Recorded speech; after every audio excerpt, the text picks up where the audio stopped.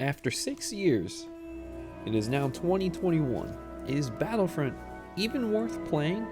Or hell, if you don't own it, is it even worth buying? Short answer is why not? But there's a catch.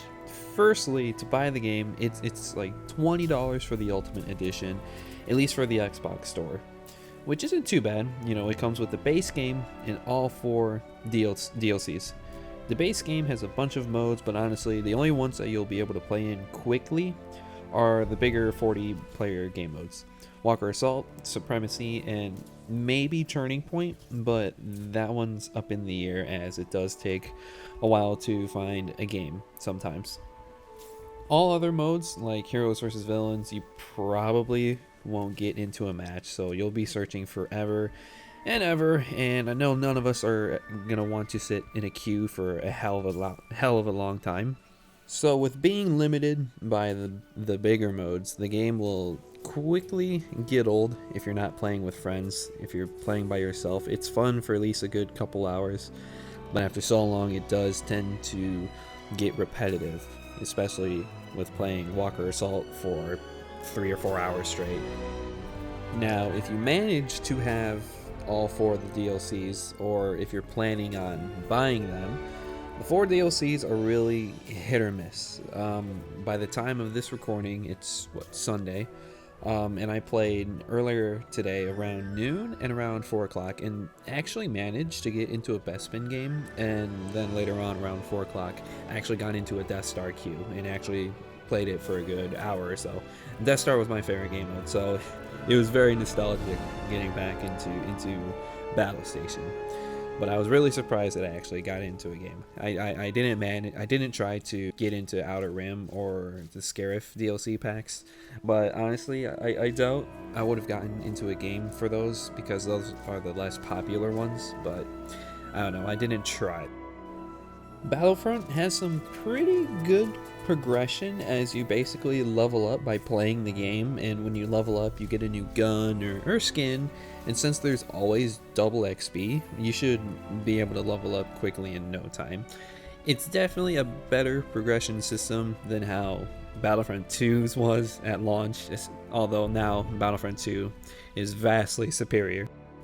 By owning the Ultimate Edition or the Season Pass, you get access to hut contracts, which basically gives you more stuff to unlock, like weapons or star cards. So honestly, you don't really need it. It's just a cool thing to, I guess, acquire if you're already max level. So you definitely don't need the DLCs to enjoy the game, but it definitely lets you enjoy a lot more as you get more stuff to do and more stuff to unlock and all that sort of stuff.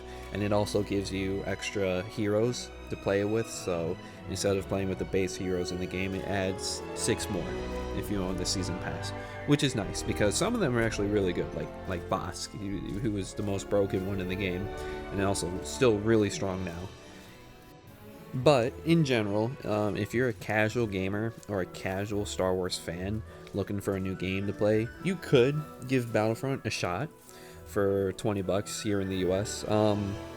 But if you're a hardcore gamer trying to find something, to grind in, you can definitely grind Battlefront, but honestly, you'll probably pick up this game, play it for a couple hours, and then, put it away and be done and over with it, and then not play it again for however long. But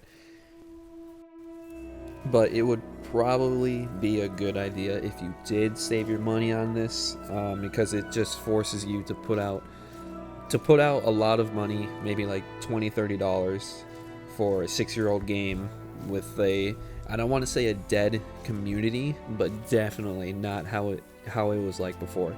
I loved this game when it was, I started playing during the Death Star DLC, so I didn't play it at launch, but when I did get it, I loved this game, and when the community was actually alive, oh man, it was so fun. I could play any game mode at any time without even maybe like 10-second game queue, and that was it. Man, I miss them good old days. But other than that, thank you guys for watching this video. I wanted to keep it short and sweet for you. I'm not going to go over the entire game and review it for you.